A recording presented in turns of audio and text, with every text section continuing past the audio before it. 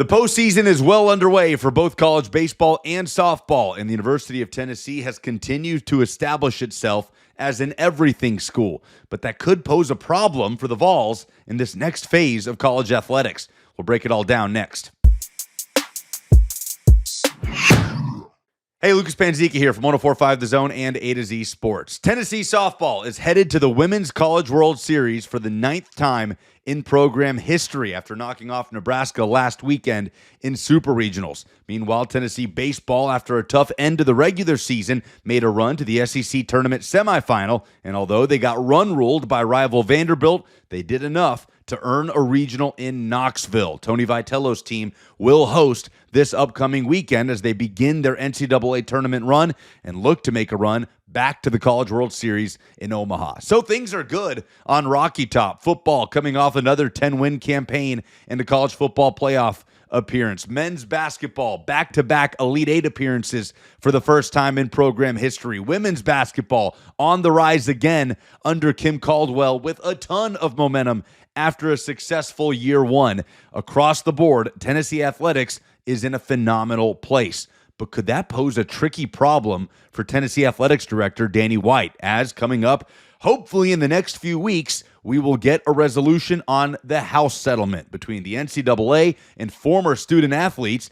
If approved by Judge Claudia Wilkin, it will officially introduce revenue sharing into college sports. We don't have to completely go over what revenue sharing is, as we've talked about it a million times at this point in the landscape of college athletics. But essentially, schools will be able to directly pay players up to a number that is reportedly around the $20 million mark.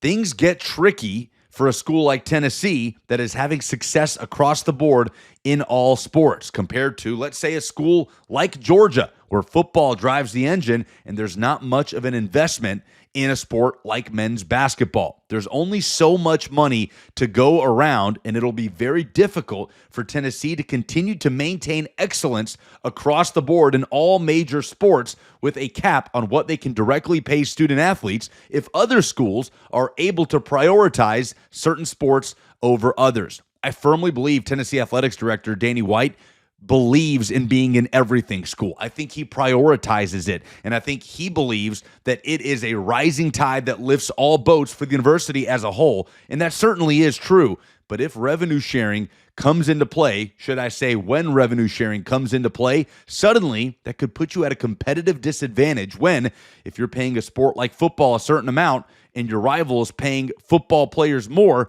how do you offset that if you're Tennessee? Which program do you take away from if men's basketball, baseball, women's basketball are all having success because of the investment that is funneling into those programs from revenue sharing? Now, there could be one turnkey solution for this before it even gets rolling, and that is potentially a stipulation, a formula for all universities that they can only pay their respective programs a certain amount of money based on the revenue that they generate. For example, potentially, university may only be able to pay football 75% of its revenue sharing pool, because that is approximately what football programs generate in the grand scheme of things with these athletics departments. But we don't know if those limitations will be placed on universities in this revenue sharing era that's right around the corner. And if it's not, then Danny White is going to have to play a tricky game in figuring out how to allocate funds and remain competitive across the board. There are many Tennessee fans that would simply do away with multiple sports if it meant football being good and winning championships again.